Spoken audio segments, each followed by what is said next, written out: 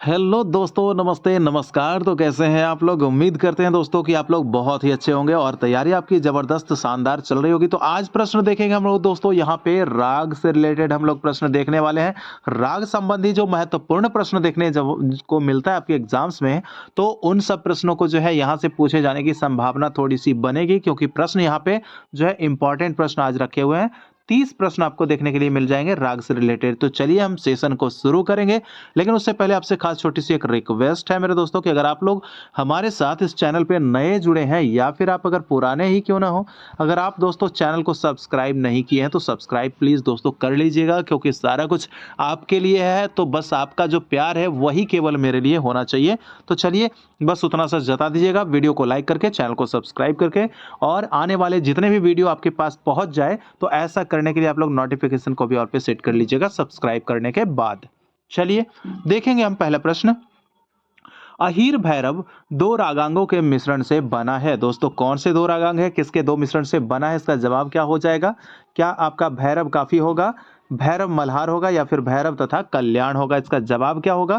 तो यहाँ जो जवाब हो जाएगा दोस्तों, भैरव तथा काफी। ठीक है, यानी कि ऑप्शन नंबर ए आपका जवाब हो जाएगा, भैरव और काफी। इसके संयोग से क्या बना है? तो अहीर भैरव बना है। ठीक है, क्या बना है? अहीर भैरव राग इसके संयोग से बना है। और ये कैसा राग है भाई, कैसा राग है? तो ये आपका क्या कहेंगे, इसको किसके अंतर्गत जाएगा? तो ये आपका छायालग। ठीक है, चलिए आगे देखेंगे। अगला प्रश्न हम देखें यहाँ पे। तो कह रहा है कि राग रागेश्वरी इनमें से किस रागांग का राग है? तो रागांग रागेश्वरी जो है आपका, सॉरी, राग रागेश्वरी, ये जो है किस रागांग का राग है? इसका क्या काफी होगा, पूर्वी होगा, या खमाज होगा? तो यहाँ जो जवाब होगा दूसरा नंबर का, इसका जवाब हो जाएगा आपका ऑप्शन नंबर जो हो जाएगा सी, यानी कि ये खमाज थाट का राग माना जाएगा। ठीक है, खमाज। ठीक है, और खमाज में क्या होता है? कोमल नी का प्रयोग किया जाता है, जैसा कि बता चुके हैं हम।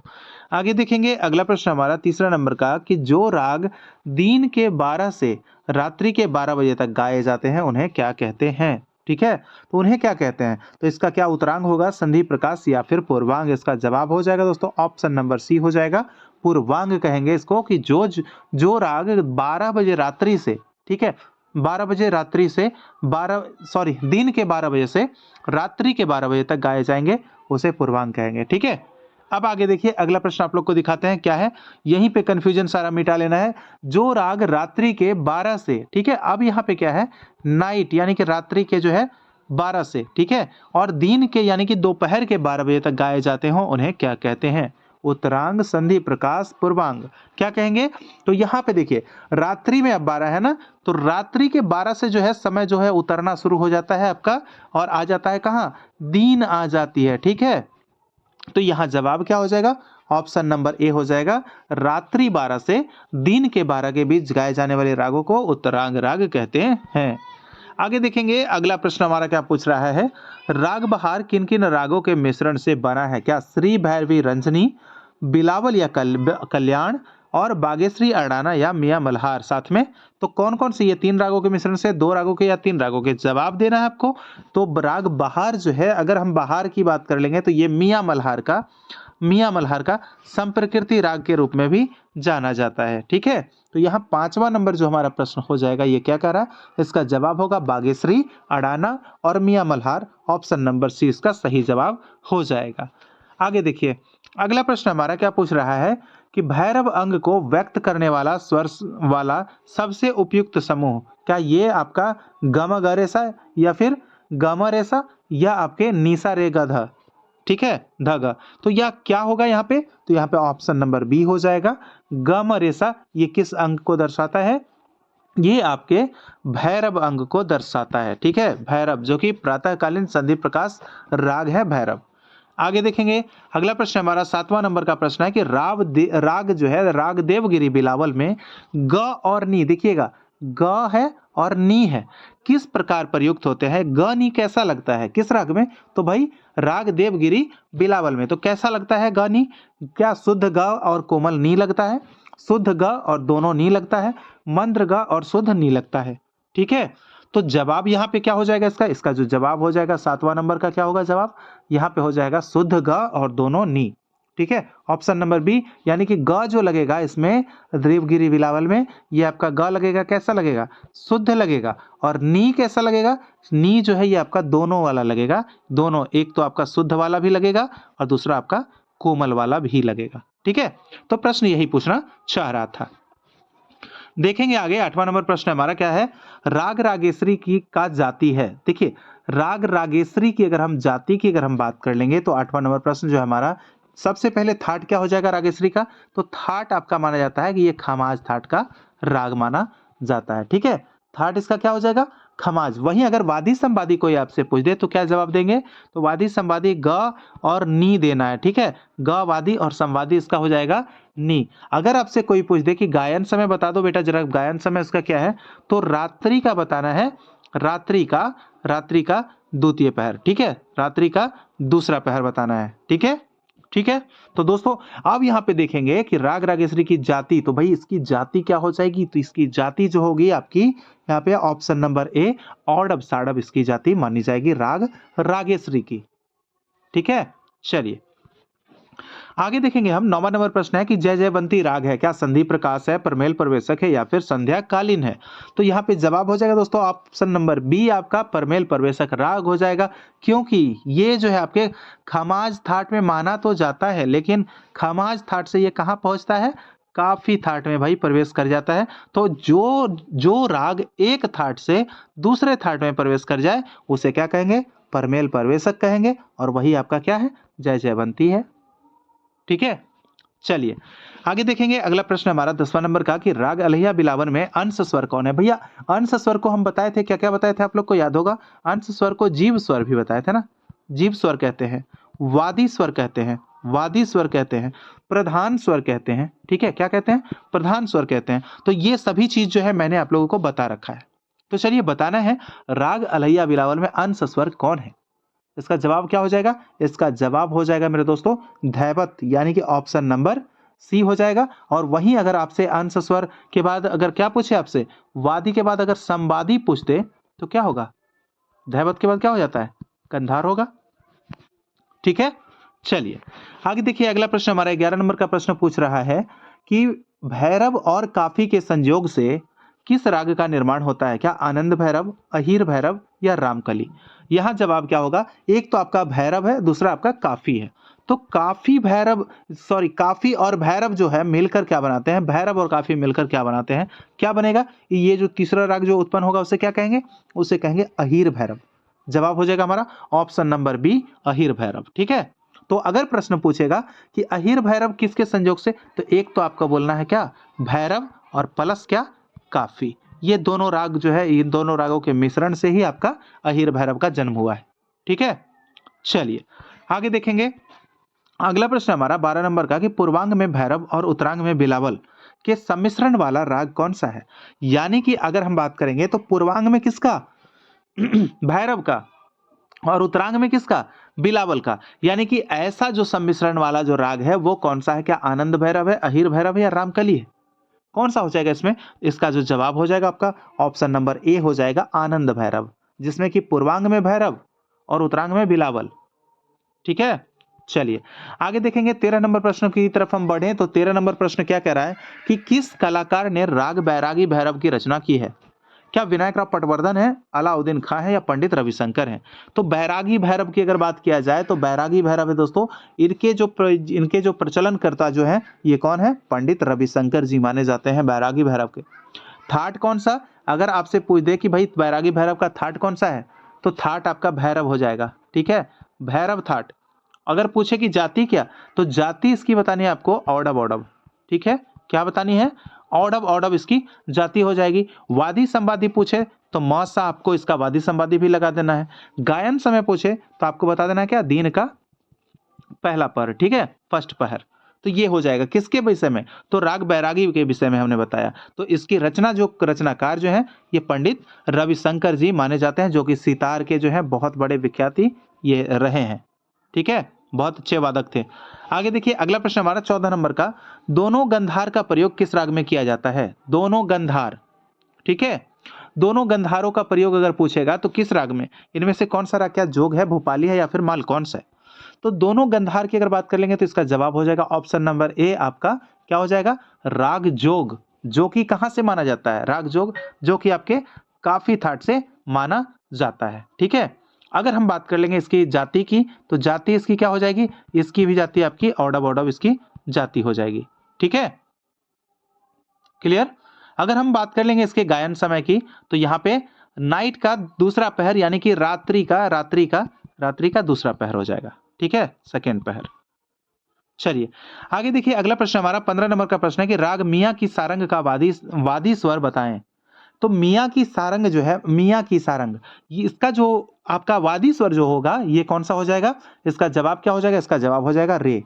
क्यों, क्योंकि रे प होता है वादी संवादी इसका। ठीक है, तो यहाँ पे आपका थाट अगर पूछेगा कि मियां की सारंग की थाट, तो थाट आपको बता देना है काफी थाट। ठीक है, काफी थाट बता देना है। अगर इसमें जो इसकी जाति अगर पूछते आपसे तो क्या बताना है आपको, जरा सा आप लोग कमेंट कीजिएगा इसकी जाति क्या है। इसकी जाति है साड़ब। ठीक है, इसकी जाति क्या है, साड़ब जाति का है। तो भाई दो कौन कौन से वर्ज हो गए, तो आपका इसमें ग वर्ज हो जाता है। ठीक है, सॉरी एक जो वर्ज हो गए आपका ग वर्ज हो जाता है। ठीक है, और इसका जो गायन समय माना जाता है दोपहर को। ठीक है, अलग अलग आप लोग जो है ध्यान देते रहिएगा। चलिए आगे देखिए, अगला प्रश्न हम देखेंगे 16 नंबर का प्रश्न है, राग बसंत किस थाट का राग है।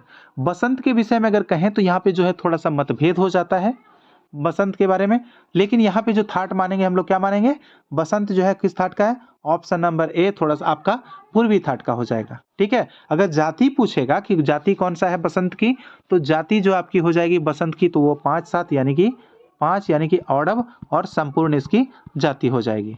ठीक है, वादी संवादी इसका क्या हो जाएगा, साप इसका वादी संवादी हो जाएगा। और गायन समय जो है आपके रात्रि का, ठीक है, रात्रि का अंतिम पहर माना जाता है, अंतिम पहर।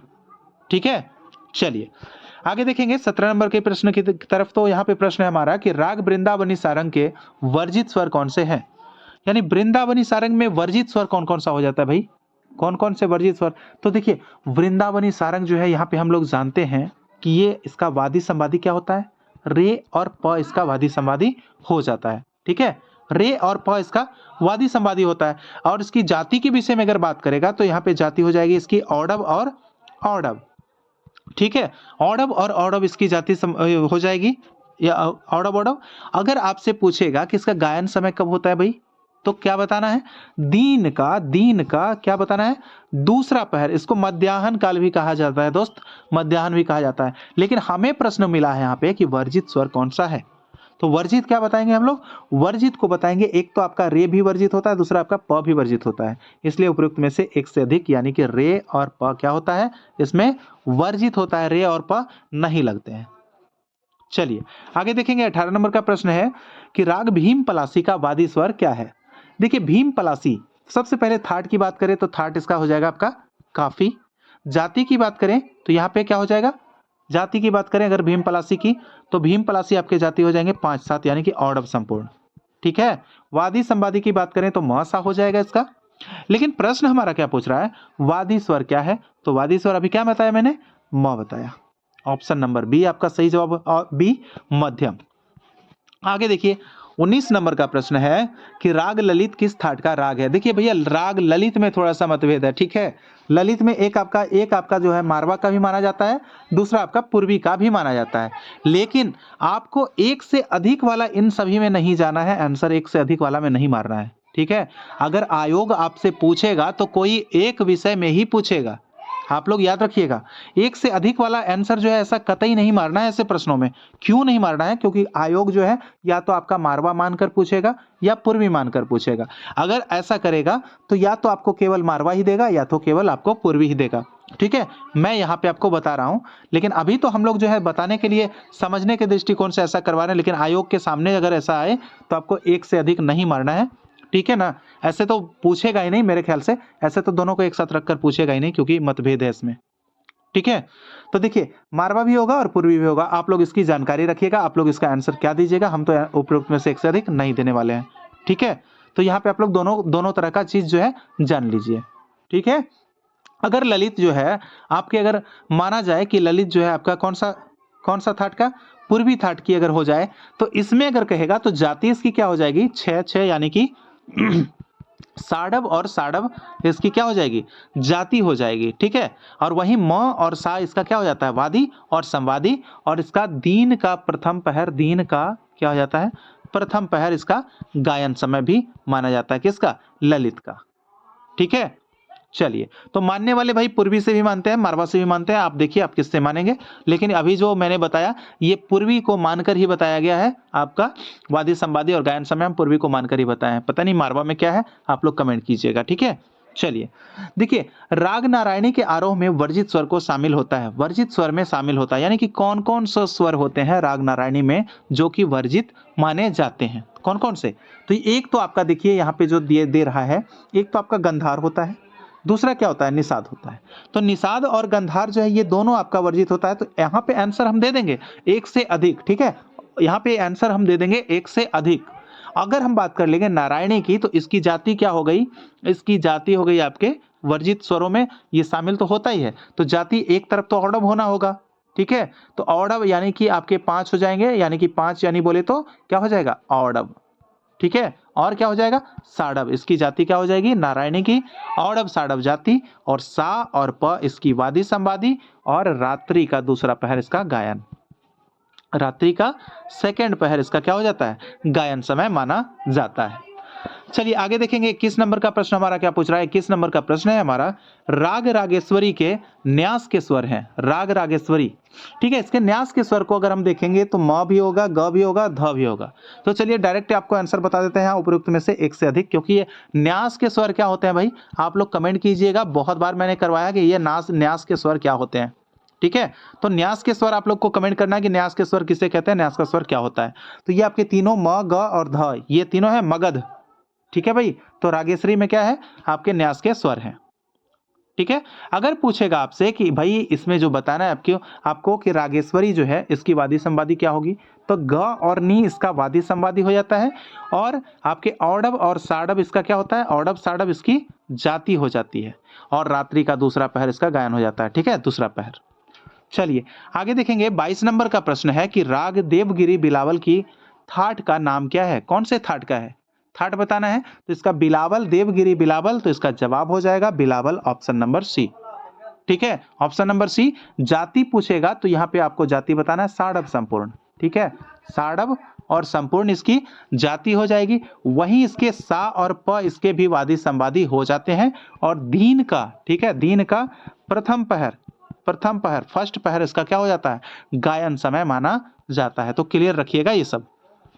आगे देखिए, ये सब जो है ना दोस्तों, ये सब हम राग नहीं करवाए थे, राग तो और करवाए थे, उन सबों का भी लिंक मैं डिस्क्रिप्शन बॉक्स में दे दूंगा। वैसे आप प्ले लिस्ट भी चेक कर सकते हैं राग वाला। तो ये सब हम राग नहीं करवाए थे, इसलिए आप लोग को करवाना बहुत जरूरी था। ये सब राग भी हम करवा दे रहे हैं। ठीक है, चलिए 23 देखेंगे, राग मालगुंजी का संप्रकृतिक राग का क्या नाम है, क्या खमाज होगा, बागेश्वरी होगा, या फिर आपका आसावरी। तो मालगुंजी जो है ये आपका ये हो जाएगा, क्या हो जाएगा, ऑप्शन नंबर बी आपका हो जाएगा बागेश्वरी। ठीक है, अगर वही मालगुंजी की बात करें तो मालगुंजी ये कौन सा थाट, ये आपके काफी थाट के माने जाएंगे। और अगर जाति पूछेगी तो जाति बताना है आपको कौन सा, साडव संपूर्ण इसकी जाति बताना है। ठीक है, मालगुंजी की साडव संपूर्ण। वादी संवादी पूछे तो इसका भी आपको म सा बता देना है। ठीक है, और इसका गायन समय बदल जाता है, यानी कि ये रात्रि का मेरे दोस्तों तीसरा पहर, ठीक है, थर्ड पहर हो जाता है रात्रि का। क्लियर। आगे देखिए, अगला प्रश्न हमारा 24 नंबर का प्रश्न है। 24 नंबर हमारा प्रश्न क्या पूछ रहा है भाई, यहाँ पे प्रश्न है कि राग तिलंग के गायन का समय निर्धारित है। तो तिलंग के अगर हम गायन की समय की अगर हम बात कर लेंगे तो ये जो निर्धारित हो जाएगा ये आपका कौन सा, तो रात्रि का दूसरा पहर हो जाएगा। ठीक है, रात्रि का दूसरा पहर हो जाएगा, ऑप्शन नंबर बी। ठीक है, चलिए अब देखिए यहाँ पे जो पूछा जाएगा इसकी थाट की, कि राग तिलंग का थाट क्या है, थाट क्या है। तो थाट जो है ये हो जाएगा आपका खमाज हो जाएगा। ठीक है, थाट जो हो जाएगा ये खमाज हो जाएगा। उसके बाद अगर जाति पूछे तो आपको बताना है औडव, औडव जाति इसकी होगी, क्या होगी, औडव, औडव इसकी जाति हो जाएगी। और वादी संवादी क्या हो जाएंगे, ग और नी इसके वादी संवादी, जैसा कि तिलंग का आप लोग जानते हैं। ठीक है, चलिए आगे देखिए, एक बार दोस्तों इसका जो है ना गायन समय, एक बार इस पे थोड़ा सा आप लोग गौर करके जो है क्लियर होके बता दीजिएगा कि उसका जो तिलंग का गायन समय क्या रात्रि का दूसरा पहर ही था ना। वैसे तो मेरे ख्याल से वो बिल्कुल ठीक है, लेकिन एक बार उसको आप लोग चेक कर लीजिएगा। आगे देखिए, राग गुणकली के गायन का समय निर्धारित है। तो गुणकली कैसा भाई, गुणकली जो राग है इसका गायन समय कब होता है, ऐसा पूछा जा रहा है। प्रश्न हमारा ये 25 नंबर का। तो यहाँ पे जो जवाब होगा क्या होगा, दिन का प्रथम पहर, यानी कि ऑप्शन नंबर सी हो जाएगा इसका, दिन का प्रथम पहर। अगर गुणकली की थाट पूछे तो आपको बताना है क्या, भैरव बताना है, भैरव थाट से हो जाएगा। अगर गुणकली की जो जाति पूछे तो क्या बताना है, इसका भी आपका औडव औडव हो जाएगा। ठीक है, अगर आपसे गुणकली का क्या पूछे, वादी संवादी पूछे, तो आपको क्या करना है, धरे करना है वादी, और वादी संवादी धरे हो जाएगा। अगर इसका गायन समय आपसे पूछे तो इसको याद रखना है, दीन का प्रथम पहर, जो कि आपके यहाँ पे मेंशन है। ठीक है, यही पूछा था ना, दिन का प्रथम पहर। चलिए आगे देखेंगे, अगला प्रश्न है 26 नंबर का कि राग मुल्तानी के थाट को किस नाम से जानते हैं। यानी भाई मुल्तानी जो राग है हमारा, जो कि आपके कौन से थाट का राग है ये बताना है। उसका जो वादी संवादी है वो आपका प सा वादी संवादी होता है। उसकी जो जाति होती है औडव संपूर्ण उसकी जाति होती है। ठीक है, औडव संपूर्ण उसकी जाति होती है। तो चलिए इसका थाट बता दीजिए। थाट क्या है, गायन समय कब होता है, तो दिन का चतुर्थ पहर इसका गायन समय होता है मुल्तानी का। चलिए थाट बताते हैं, क्या बिलावल, खमाज या तोड़ी। यहां जवाब हो जाएगा ऑप्शन नंबर सी, तोड़ी। ठीक है, तोड़ी आपका सही जवाब हो जाएगा।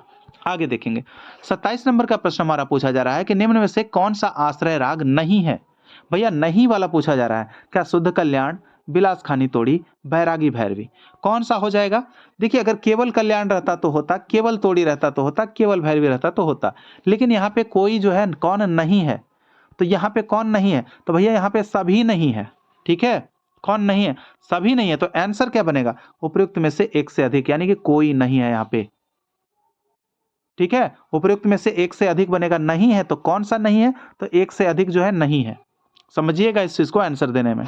चलिए आगे देखेंगे, अगला प्रश्न हमारा है 28 नंबर का प्रश्न, क्या पूछ रहा है यहाँ पे, निम्नलिखित रागों में से कौन सा राग संधि प्रकाश राग है। तो देखिए यहाँ पे जो पुरिया है, भैरवी है और सोहनी है। तो यहाँ जो हम देखेंगे, यहाँ पे जो आपका हो जाएगा, ऐसे तो उपयुक्त में से एक से अधिक होना चाहिए, क्योंकि सोहनी जो है ये आपके कहीं कहीं पे आपको रात्रि का प्रथम पहर, अंतिम पहर मिलता है। रात्रि का क्या मिलता है, रात्रि का अंतिम पहर भी मिलता है, और कहीं कहीं पे आपको दिन का प्रथम पहर भी देखने को मिलता है। इसलिए हम एक से अधिक यहाँ पे मानकर चल रहे हैं। तो सोहनी का जो क्या है निर्धारित, आप लोग कमेंट कीजिएगा। तो यहाँ पे जो आपका एक जो है पुरिया, ये आपका हो जाएगा, क्या हो जाएगा, पुरिया जो होगा ये भी हो जाएगा, और ये आपका भैरवी ये भी हो जाएगा। ठीक है, तो यहाँ पे उपयुक्त में से एक से अधिक इसीलिए माना जा रहा है, यानी पुरिया, भैरवी और सोहनी। ठीक है, सोहनी को एक बार क्लियर हो लीजिएगा। सोहनी जो है आपको कहीं पे मिलेगा रात्रि का अंतिम पहर भी, और कहीं पे मिलेगा, अगर ये जो है दिन का प्रथम पहर में गायन समय होगा तो सोहनी भी आपका क्या होगा, संधि प्रकाश राग में आ जाएंगे, जो कि 4 से 7 में गाए जाते हैं। ठीक है, तो यहाँ पे एक से अधिक हम इसीलिए मानकर चले हैं कि यहाँ पे ऑप्शन नंबर आपका डी हो जाएगा, एक से अधिक। चलिए आगे देखेंगे, अगला प्रश्न 29 नंबर का प्रश्न है, राग गोरख कल्याण किस थाट का राग है। तो गोरख कल्याण की अगर हम बात कर लेंगे, तो गोरख कल्याण की अगर थाट पूछेंगे तो इसका क्या जवाब हो जाएगा, इसका जवाब हो जाएगा ऑप्शन नंबर ए आपका, यानी कि खमाज हो जाएगा। ठीक है, गोरख कल्याण खमाज थाट से है। चलिए, और गोरख कल्याण जो है इसका क्या है, खमाज थाट हो गया, और खमाज में कैसा प्रयोग होता है, तो कोमल नी प्रयोग होता है। ठीक है, चलिए आगे देखेंगे, 30 नंबर का प्रश्न है, आभोगी कानड़ा किस थाट का राग है। क्या खमाज है, काफी है या मारवा है। जवाब इसका क्या हो जाएगा, तो आभोगी कानड़ा इसका जो थाट माना जाएगा मेरे दोस्त, इसका जवाब हो जाएगा ऑप्शन नंबर बी, काफी।